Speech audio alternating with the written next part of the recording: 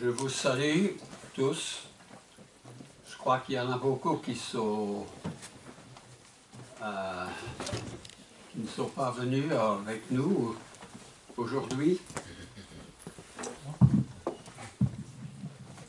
Alors, je voudrais aujourd'hui parler d'une étude d'un auteur inconnu, mais c'est une étude sur qui dit ici Jésus et les commandements en 12 leçons, où Jésus reprend les commandements qui étaient ceux de la loi.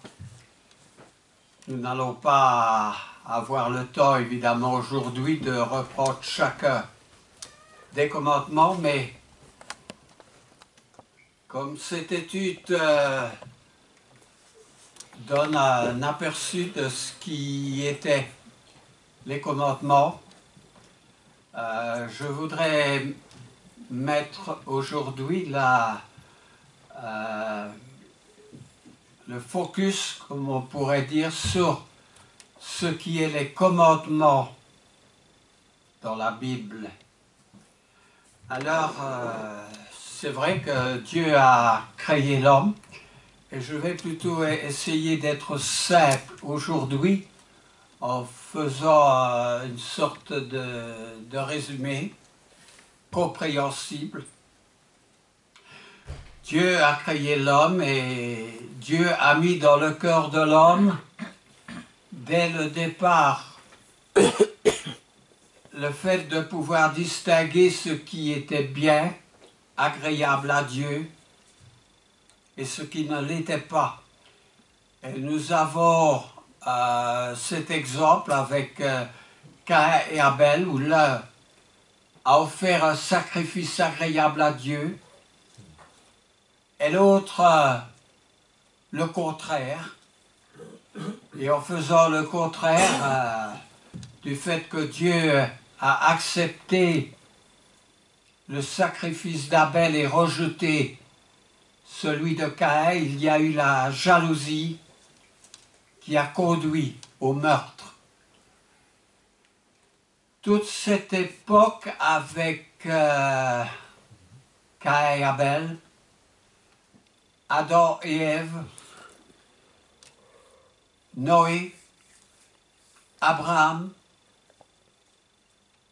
Job, les enfants d'Abraham bien sûr, Isaac, Jacob, Ésaü. Dieu parlait directement à ces personnages.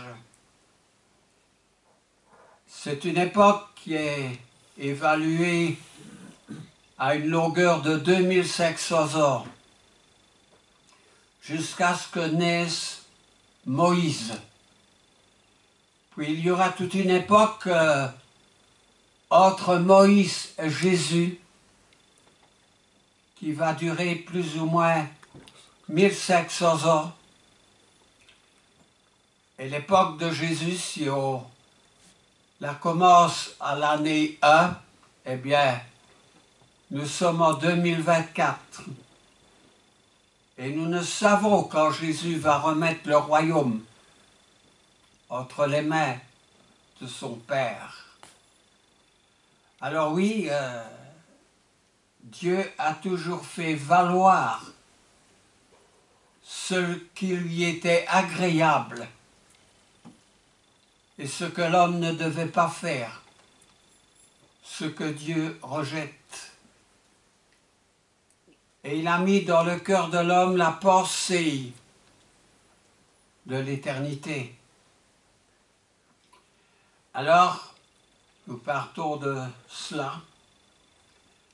Et puis, Dieu va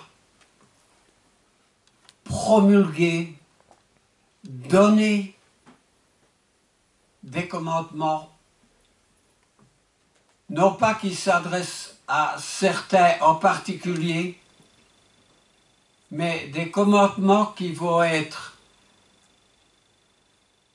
figure de loi pour tout un peuple, le peuple que Dieu se sera choisi à partir de Moïse, un peuple qui portera le nom des Israélites, parce que Jacob était appelé Israël. Donc, les descendants de Jacob seront appelés les Israélites. Alors on connaît cette histoire qui a déplacé la famille d'Abraham en Égypte à cause d'une famine, là où ils seront, à cause du temps qui passe, devenus esclaves des Égyptiens. Mais ils seront toujours le peuple de Dieu. Pourquoi? Parce que Dieu avait fait une promesse à Abraham. Quelle promesse? Toutes les nations de la terre seront bénies en toi. Et vous savez, quand Dieu fait une promesse, Dieu tient sa promesse. Un grand nombre ont été baptisés en promettant fidélité, assistance, mais beaucoup sont des auditeurs oublieux et ne persévèrent pas. On a dit que le baptême était un mariage avec Dieu. Et d'une manière générale, les êtres humains ne font pas plus de cas du mariage avec Dieu en ce qui concerne le baptême que du mariage dans la société quand l'homme s'engage, quand la femme s'engage dans un mariage.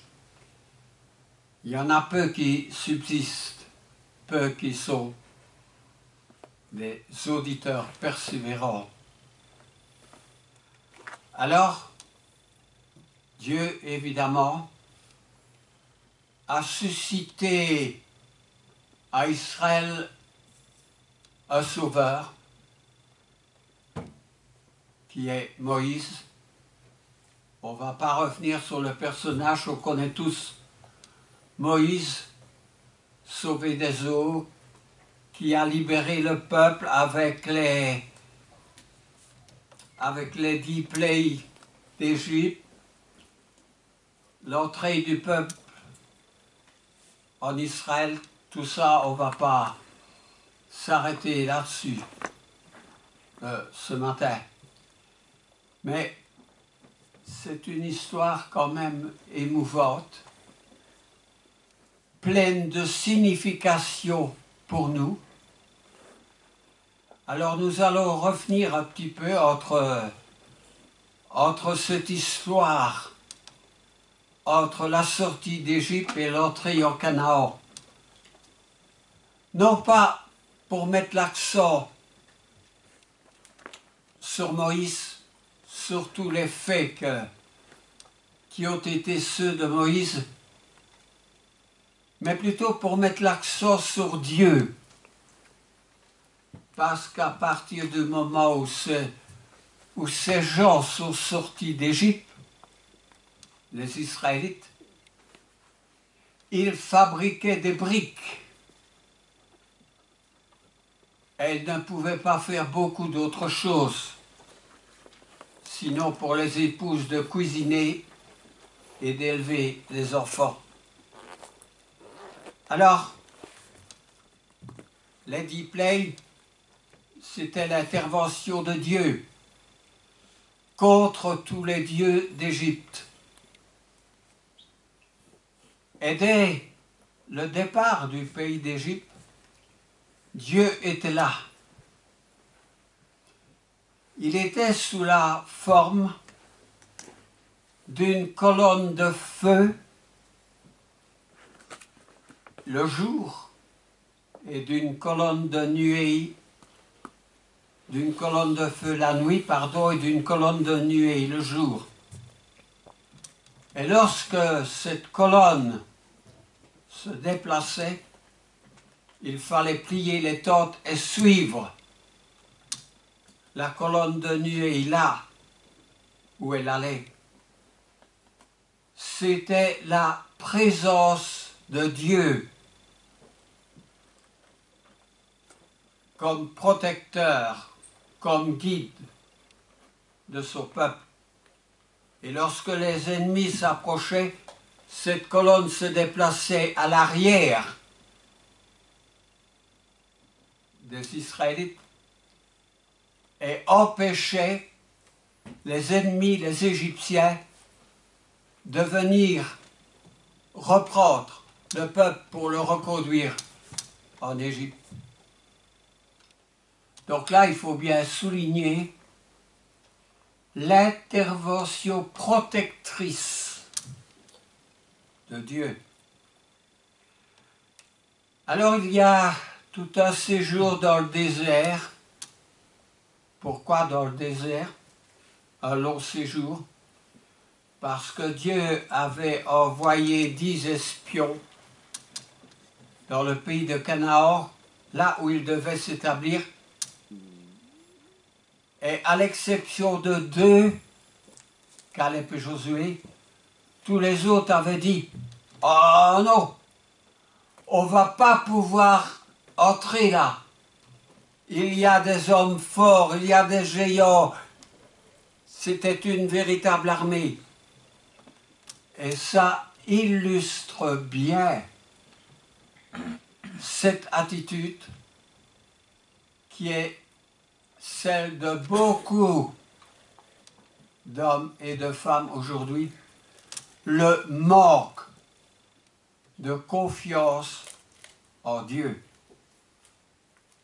À l'exception de 2 qui s'appelaient Caleb et Josué, qui en revenant de cette exploration dans le pays de Canaan, revinrent et dirent à Moïse, « Oui, c'est vrai, mais si Dieu le veut, tout est possible. » Et Dieu était déçu. Et Dieu a dit, bien, tous ceux qui sont sortis d'Égypte, ils vont mourir dans le désert. On va attendre 40 ans et ce seront leurs enfants qui entreront dans la terre promise. Leurs enfants qui entreront dans la terre promise. Alors oui, dans le désert, Dieu, il s'est passé quelque chose. C'est que Dieu leur a donné une loi. Ah oui, parce que jusque-là, il n'y avait aucune loi. Et Paul dira plus, pourquoi la loi? Eh bien, à cause des transgressions. S'il n'y a pas de loi, il n'y a aucune punition possible pour ceux qui font le mal. Et Jésus va mettre l'importance sur la loi dans l'évangile de Matthieu, parce qu'évidemment, s'il n'y a pas de transgression, pourquoi Jésus viendrait-il sur la terre mourir sur la croix à cause des transgressions s'il n'y en a pas? Alors il y a une première lecture qui est bonjour mon frère, en Matthieu chapitre 5, et je pense Ça doit être entre les versets 17 et 22. Matthieu 5 ou 7? Matthieu chapitre 5, 5. à partir du verset 17. Tu lis quelques versets là. Au nom de Jésus. Ne croyez pas que je suis venu pour abolir la loi ou les prophètes. Je suis venu non pour abolir, mais pour accomplir. Car je vous le dis en vérité, tant que le ciel et la terre ne passeront point, il ne disparaîtra pas de la loi un seul iota ou un seul trait de lettre jusqu'à ce que tout soit arrivé. Je continue. Oui, donc tu as bien lu dans le verset 17 la nécessité pour Jésus d'accomplir la loi et de ne pas l'abolir. Parce que l'importance de la loi était de déterminer ce qui était bien et ce qui était mal. Ce qui était mal, c'était le péché, les transgressions. Et Jésus devait venir mourir pour effacer ces transgressions. Et si la loi avait été abolie, de quelle mort Jésus aurait-il besoin de venir mourir s'il n'y avait pas les transgressions? Mais il y a ces transgressions, n'est-ce pas? Et c'est pour cela aussi que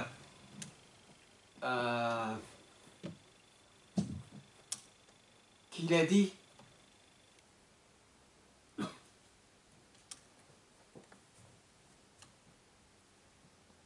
que l'Éternel se présente et que l'Éternel, d'une certaine manière, éprouve l'homme. Alors, l'Éternel exige un respect de la parole qui est exigée. Nous en arrivons au départ où Dieu donne cette loi que Jésus veut accomplir et non pas abolir, n'est-ce pas? Il y a le respect de la parole qui est exigé. En Deutéronome au chapitre 4 au verset 2, Deutéronome est le 5e livre, Genèse, Exode, Lévitique, et puis on en arrive. Vas-y, Deutéronome chapitre 4, verset 2. Vous n'ajouterez rien à ce que je vous prescris, et vous n'en retrancherez rien, mais vous observerez les commandements de l'Éternel, votre Dieu, tels que je vous les prescris. Oui. Vous observerez les commandements tels que je vous les prescris. Il y a 2 autres passages dans la Bible qui nous disent que nous ne pouvons pas changer la parole, que nous ne pouvons pas enlever un seul commandement. Les 2 autres passages se trouvent, je ne sais pas si on a le temps de le lire parce qu'il y en a d'autres, mais se trouvent en Proverbe au chapitre 30 au verset 5 et dans le livre de l'Apocalypse au chapitre 18 aussi. Donc c'était Proverbe 30, 5 et 6. Oh, tu peux quand même lire Proverbe 30, 5 et 6. Toute parole de Dieu est éprouvée. Il est un bouclier pour ceux qui cherchent en lui un refuge. N'ajoute rien à ces paroles, de peur qu'ils ne te reprennent et que tu ne sois trouvé menteur. Amen. il ne faut rien changer aux paroles de Dieu. C'est quelque chose qui est très clair dans toute la Bible. Alors, Dieu, bien sûr, si on ne peut rien changer à ses paroles, c'est qu'il donne ses paroles. C'est qu'il, on dit promulgue, il donne sa volonté aux autres. Et Dieu a écrit lui-même sa parole en Exode au chapitre 32, les versets 15 et 16.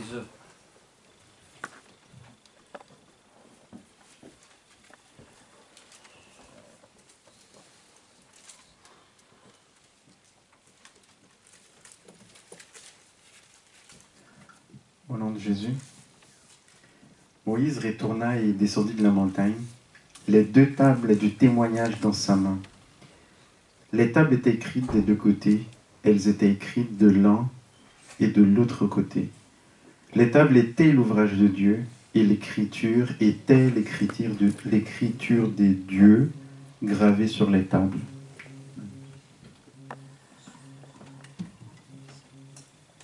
Remarquons bien ceci, c'est Dieu lui-même qui a écrit sur les 2 tables que Moïse avait taillées les commandements.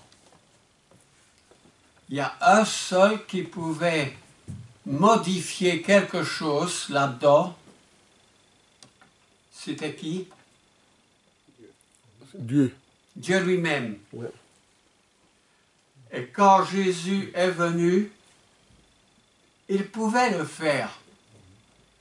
Parce que Jésus dit dans l'évangile de Jean, « Je suis sorti de Dieu.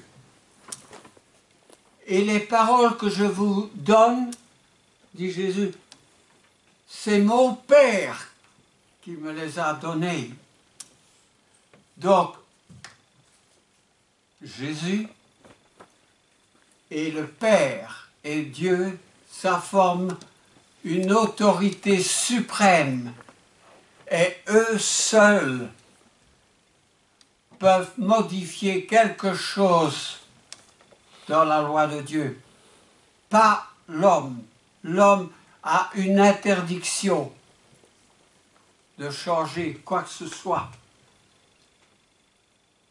Alors, je voudrais parler un peu de cette écriture qui est la main de Dieu lorsque Moïse l'a reçue. On trouve cela en Exode, toujours, au chapitre 32, les versets 17 à 24.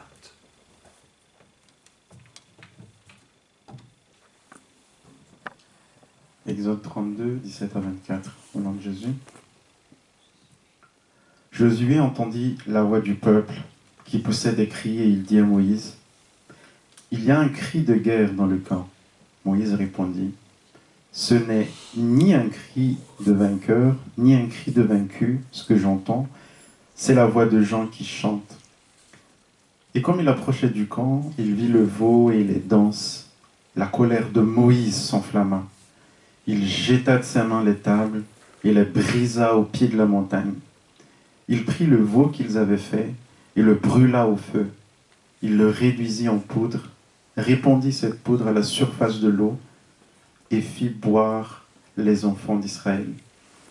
Moïse dit à Aaron, « Que t'a fait ce peuple pour que tu l'aies laissé commettre un si grand péché ?» Aaron répondit, « Que la colère de mon Seigneur ne s'enflamme point. Tu sais toi-même que ce peuple est porté au mal. Ils m'ont dit, fais-nous un Dieu qui marche devant nous, car ce Moïse, cet homme qui nous a fait sortir du pays d'Égypte, nous ne savons ce qu'il est devenu. Je leur ai dit que ceux qui ont de l'or s'en dépouillent, et ils me l'ont donné. Je l'ai jeté au feu, mais il en est sorti ce veau.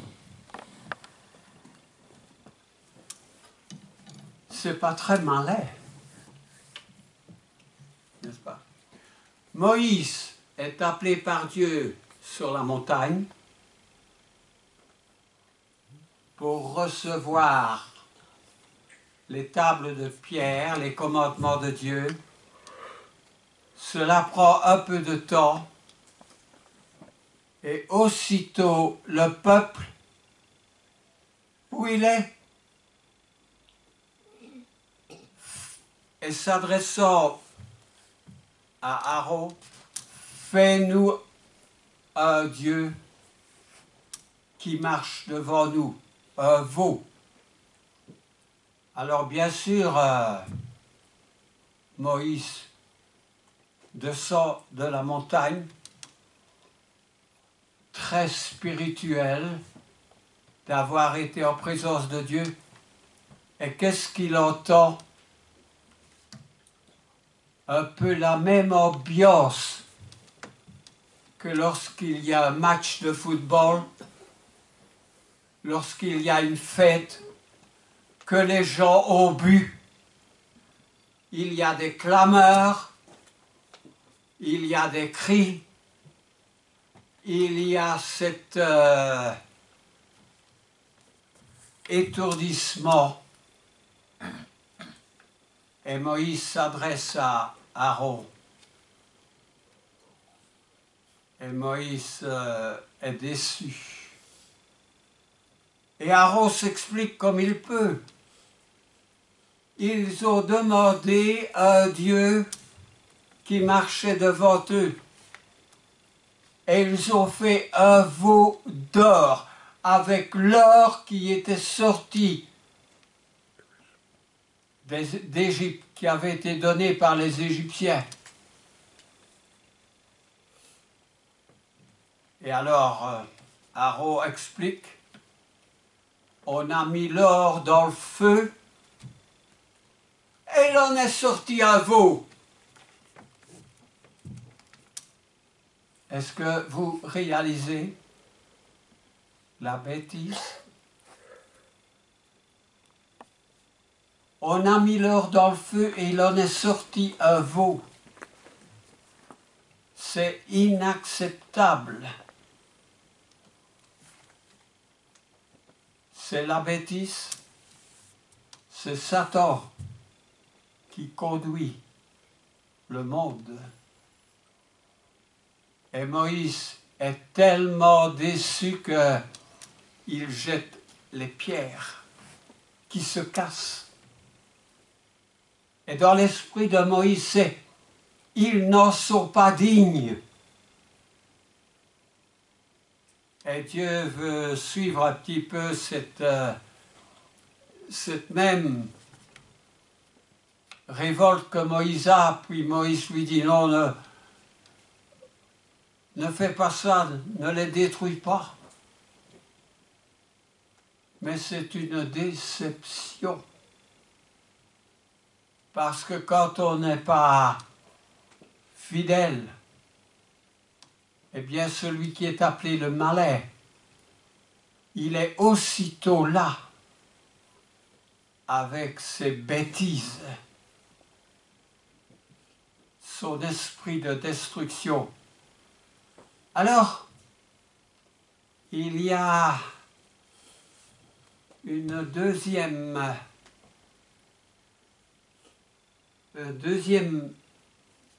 intermède, c'est celui où Dieu va, dans sa grande patience, refaire ce qu'il a fait en inscrivant à nouveau la loi. Et là, nous sommes en Exode 34.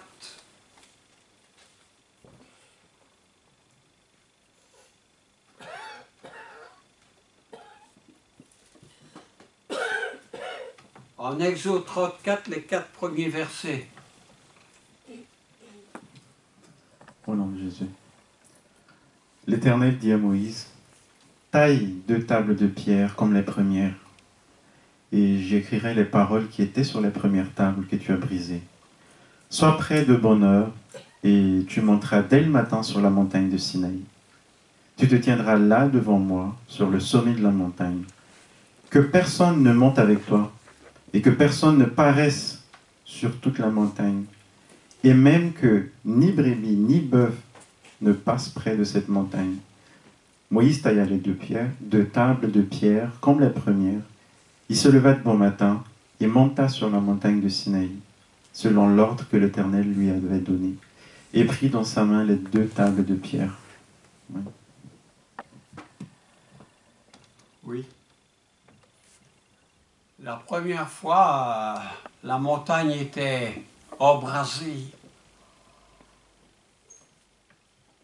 Elle était comme s'il y avait un tremblement de terre. Alors moi, j'ai pensé que quand Dieu a donné sa nouvelle loi dans le Nouveau Testament, le jour de la Pentecôte, il y avait là aussi comme un tremblement de terre et beaucoup de bruit. Mais entre deux, Moïse est obligé de représenter des nouvelles tables au peuple. Et il y a un état de Moïse qui est prescrit aussi en Deutéronome 34. C'est un passage complémentaire. En Deutéronome 34, les versets 29 à 35.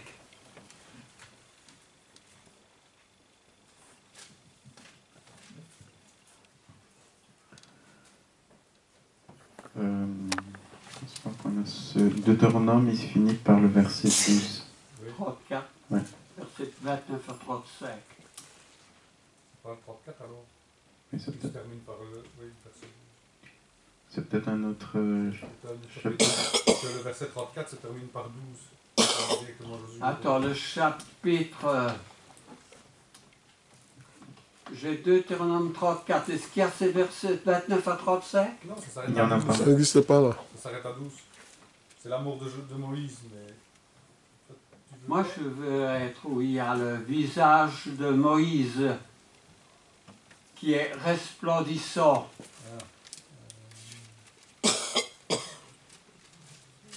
Alors, je ne sais pas, mais C'est pas Exode. ça a une signification de lire cela. Attendez, en Deutéronome, je suis en Deutéronome 23.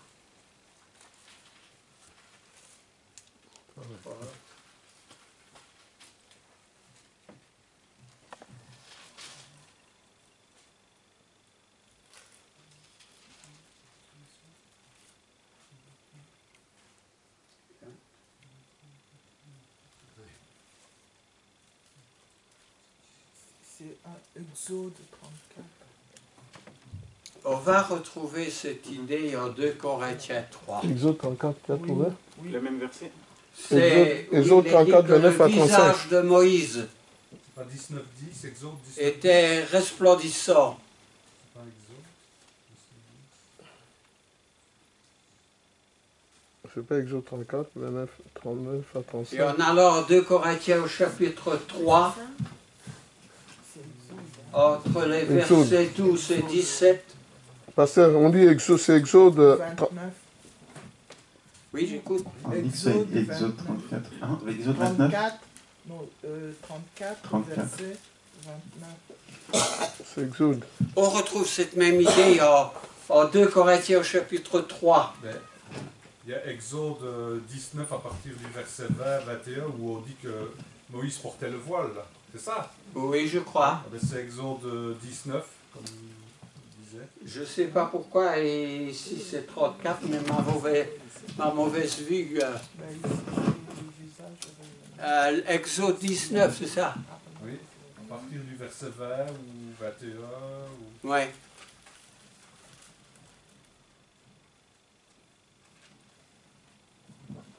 Bon, Exode 19, 20, 21.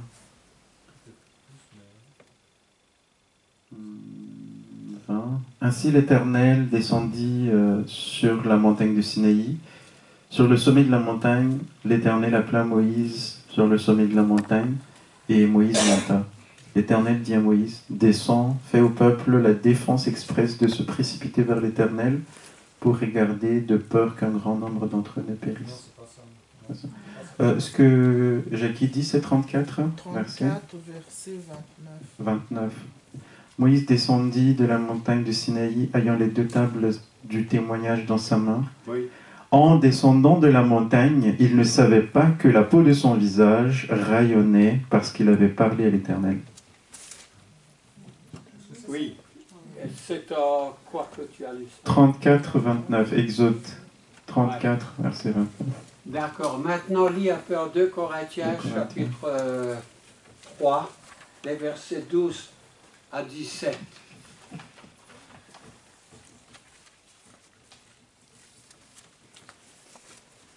« 2 Corinthiens 3, 12 à 17.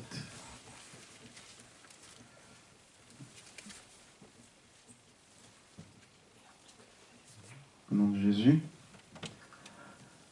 Ayant donc cette espérance, nous usons d'une grande liberté. Et nous ne faisons pas comme Moïse qui mettait un voile sur son visage pour que les fils d'Israël ne fixassent pas les regards sur la fin de ce qui était passager. Mais ils sont devenus durs d'entendement. Car jusqu'à ce jour, le même voile demeure quand ils font la lecture de l'Ancien Testament. Et il ne se lève pas parce que c'est en Christ qu'il disparaît. Jusqu'à ce jour, quand on lit Moïse, un voile est jeté sur leur cœur. Mais lorsque les cœurs se convertissent au Seigneur, le voile est ôté. Or, le Seigneur, c'est l'Esprit. Et là où est l'Esprit du Seigneur, là est la liberté. Nous tous qui, le visage découvert, contemplant comme dans un miroir la gloire du Seigneur, nous sommes transformés en la même image, de gloire en gloire, comme par le Seigneur, l'Esprit. Amen. Voilà.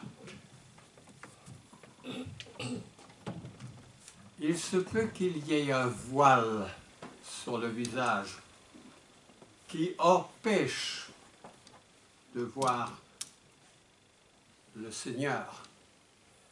Alors, lorsque l'apôtre Paul dit, lorsque nous nous convertissons au Seigneur, le voile est ôté.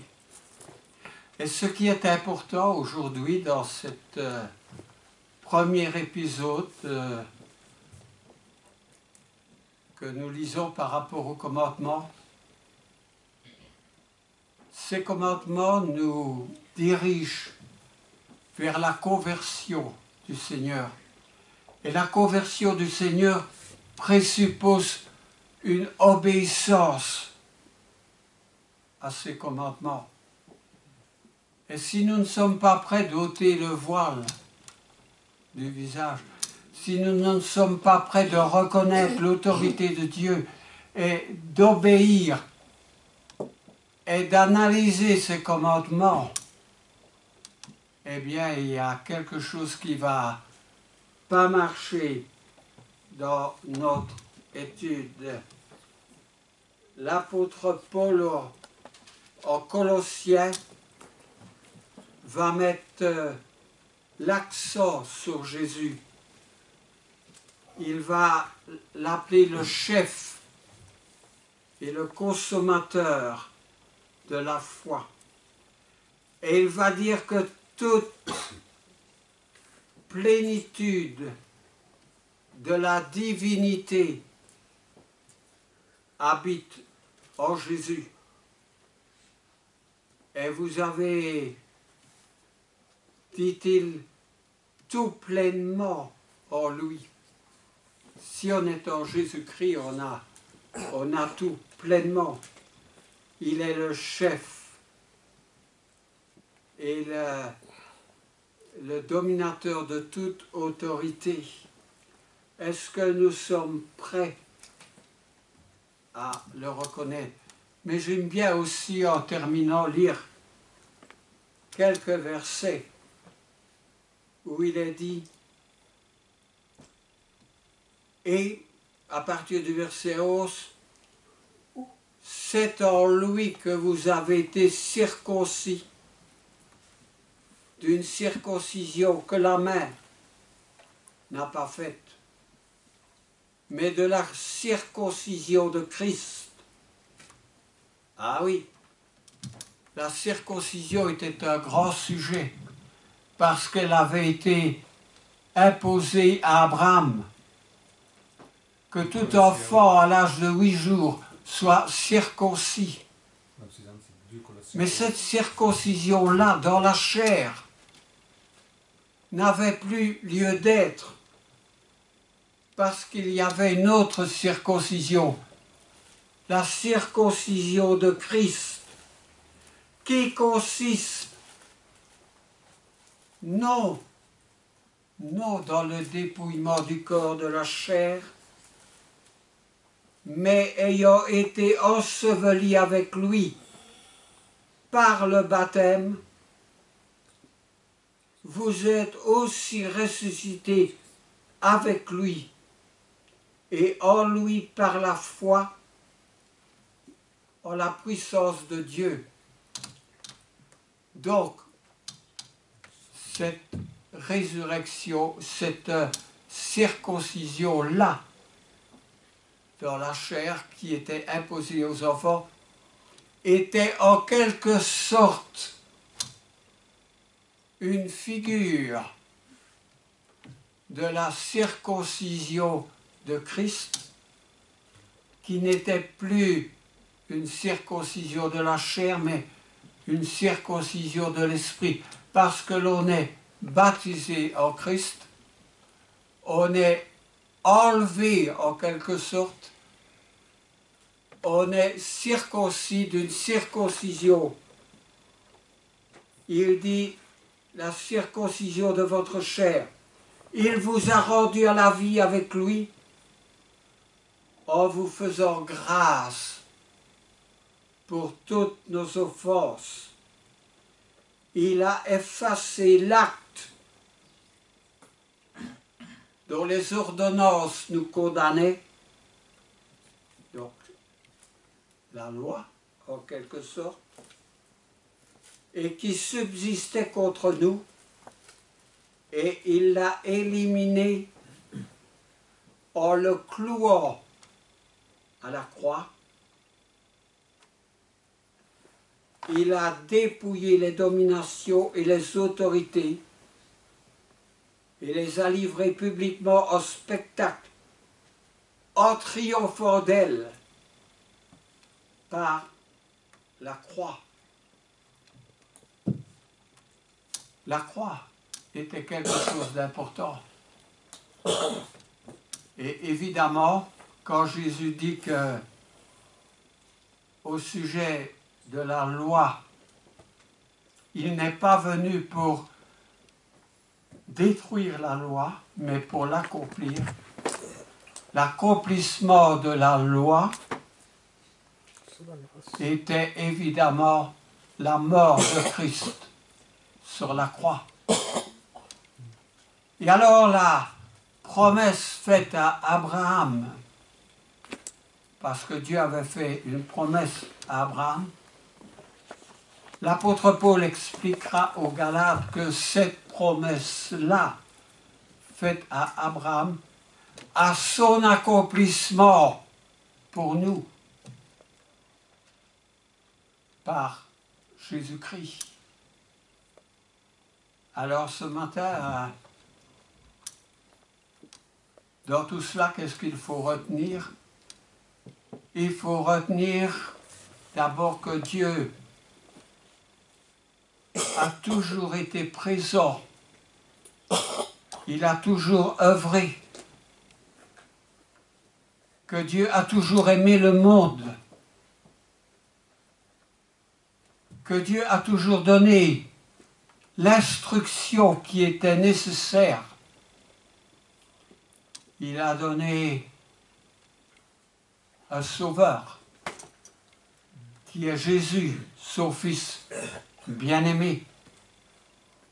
Et ce que nous ne pouvions pas obtenir avec notre faiblesse, c'est-à-dire de mettre la loi parfaitement en pratique, Jésus est venu clouer cette loi, il est venu l'accomplir et il est venu mourir afin que par sa mort, nous soyons délivrés de la puissance de Satan et que nous soyons rendus fidèles, parce que sans lui, nous ne pouvons pas faire grand-chose.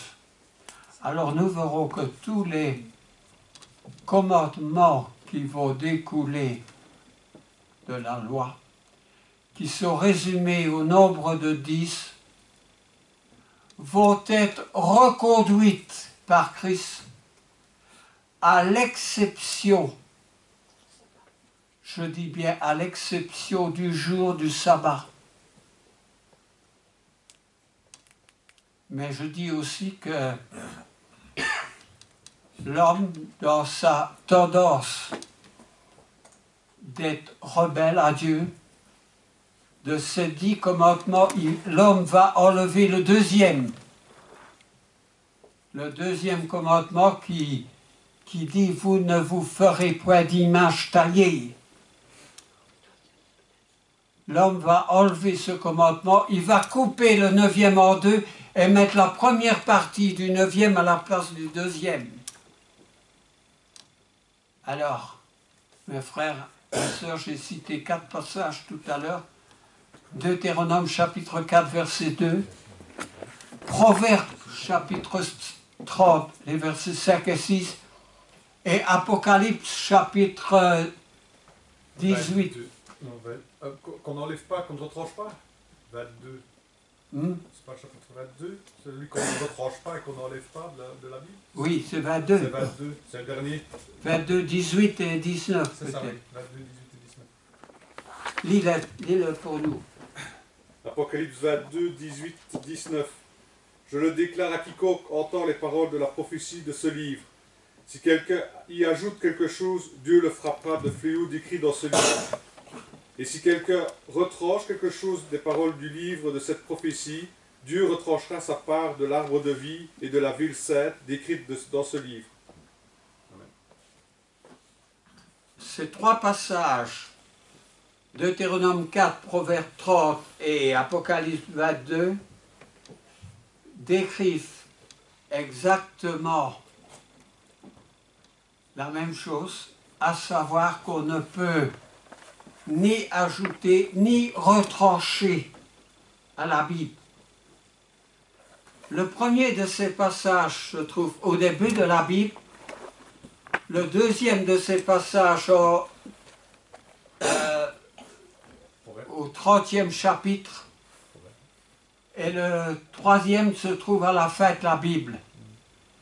Et en dehors de ces 3 passages, il y a beaucoup d'autres passages, comme 1 Corinthiens 4 qui dira qu'on ne peut pas aller au-delà des Écritures, comme Jude chapitre 3 qui dit que la foi a été transmise aux saints une fois pour toutes, et beaucoup d'autres passages qui nous exhorteront à ne pas aller au-delà des Écritures.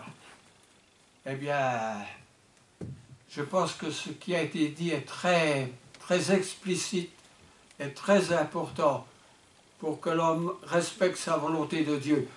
Tous les autres commandements, on pourra les examiner séparément dans les jours qui viendront. Merci beaucoup.